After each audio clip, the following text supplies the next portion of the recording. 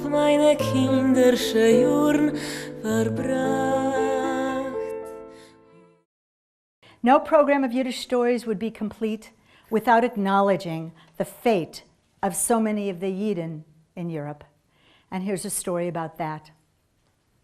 One of the last remaining Jews in the Warsaw Ghetto was Rabbi Shlomo Carlebach Shapira. He was known as the Piaseczna Rebbe because it was in Piaseczna in Poland where he taught the children. He taught them how to live, how to act, how to keep their faith.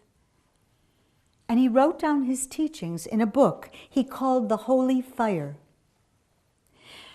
When the Warsaw Ghetto uprising was crushed and he saw the end was near, he took his manuscript and he buried it in the rubble of a bombed-out house. And then he was put in a cattle car where he was shipped to Auschwitz and later died. Many years later, a little boy found the manuscript. And he gave it to a soldier who saw the Hebrew writing, and he gave it to the chaplain, Rabbi Hollander. Rabbi Hollander published the book. This is how it began. When you find this manuscript, there may be no more Jews left in Poland. There may be no more Jews left in Europe. There may be no more Jews left in the world. But in Yerushalayim, there will always be Jews. Yerushalayim cannot live without Jews. Please, find the first Jew and beg him in my name to publish this book. And I swear to you, whoever will publish this book, whoever will learn these teachings, I will pray for them before God's holy throne.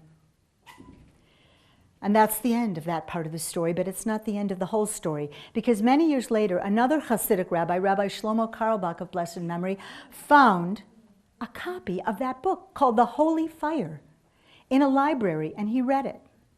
And he wondered if any of the children that the Rebbe taught in the ghetto or in Piaseczna were still alive.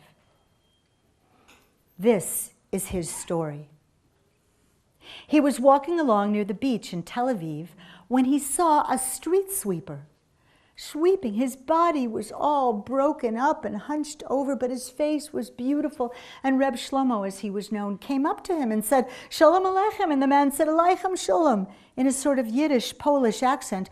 And Reb Shlomo said, "Are you from Poland?" "Yes," said Reb Shlomo. "Yes," said the man. "I'm from Poland, from Piaseczna." "From Piaseczna?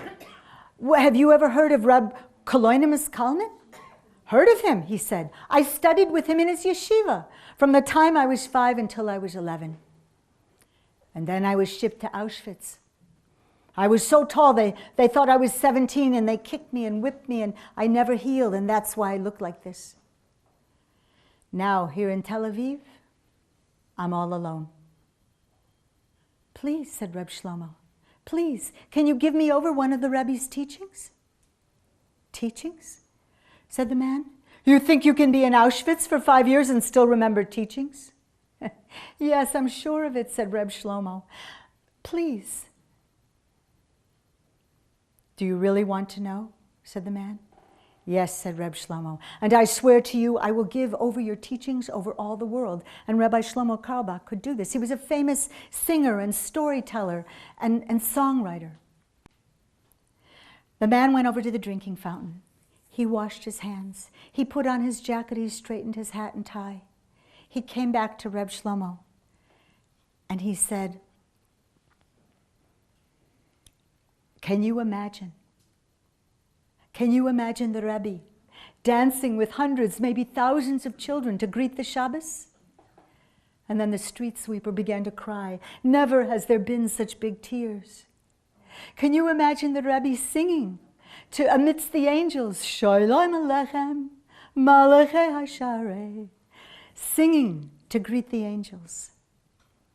And the Rebbe taught Torah between the fish and the soup, between the soup and the chicken, and between the chicken and the dessert. Open your heart. And he looked at Reb Shlomo with piercing eyes as if he was about to give over the deepest, darkest secret. After every teaching, the man said, the Rebbe would turn to us and he would say, "Kinderlach, teure Kinderlach, Gedenksche, The größte Sache in the world, is to tina mitzvah tova. The greatest thing in the world is to do somebody else a favor. I was in Auschwitz.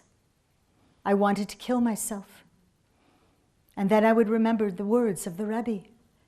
Gedenksche, the größte Sache in der Welt ist zu tun mitzvah tova. I would go from person to person. I would hold his hand and he would be crying and he would tell me about his wife and children who he would never see again until Mashiach is coming, until the Messiah comes. And then I would lose strength. And when I would lose it, I would think of the Rebbe's words and I could go on. Now here in Tel Aviv, I have no one.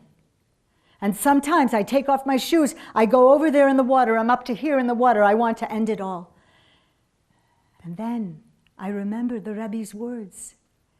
The greatest thing in the world is to do somebody a favor. The street sweeper picked up his broom, looked at Reb Shlomo and said, "Do you know how many favors you can do on the streets of the world?" And the holy hunchback street sweeper continued to sweep.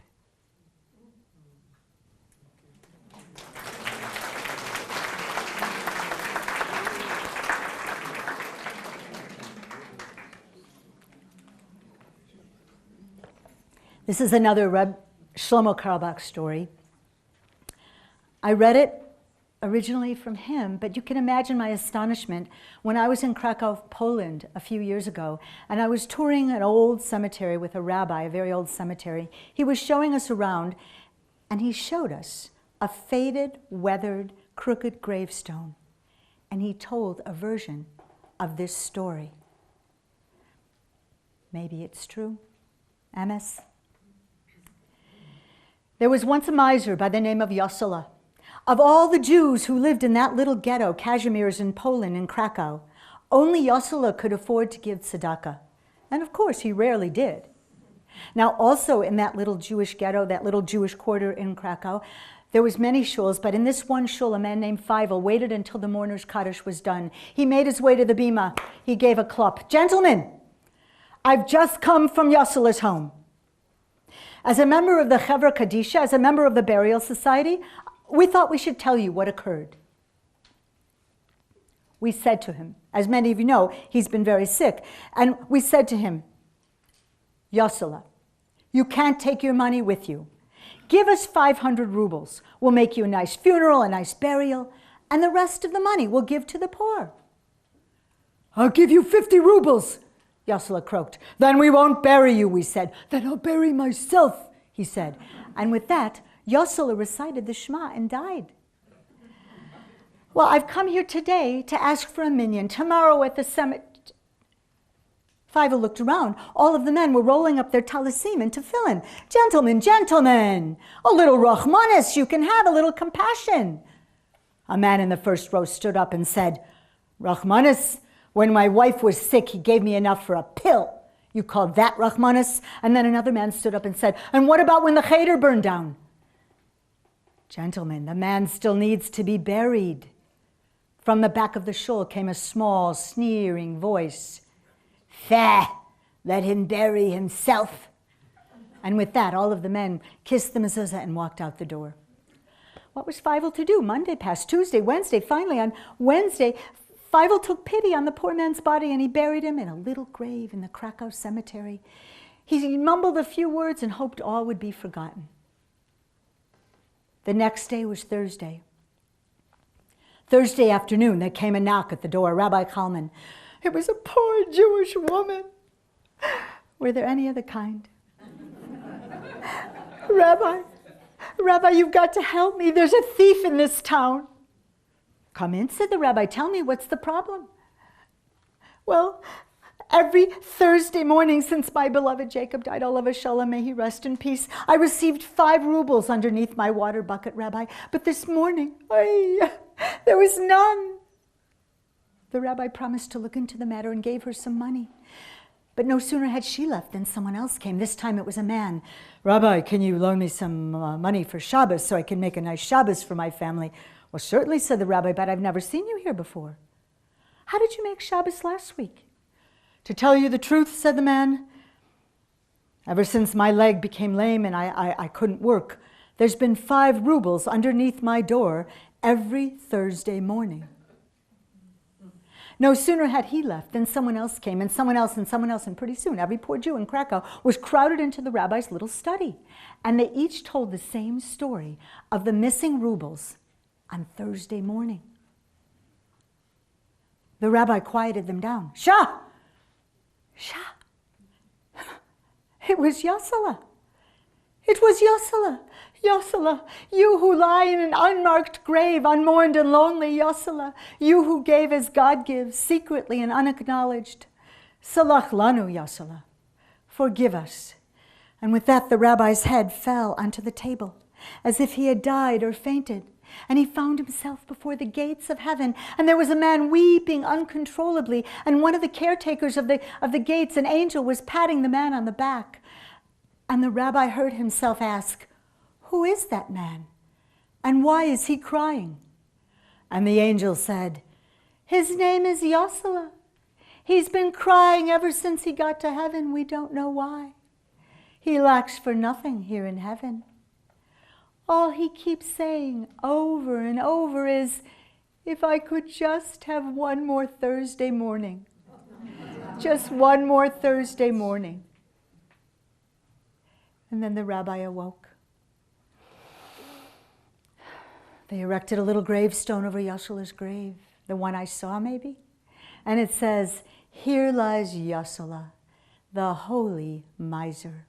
Thank you.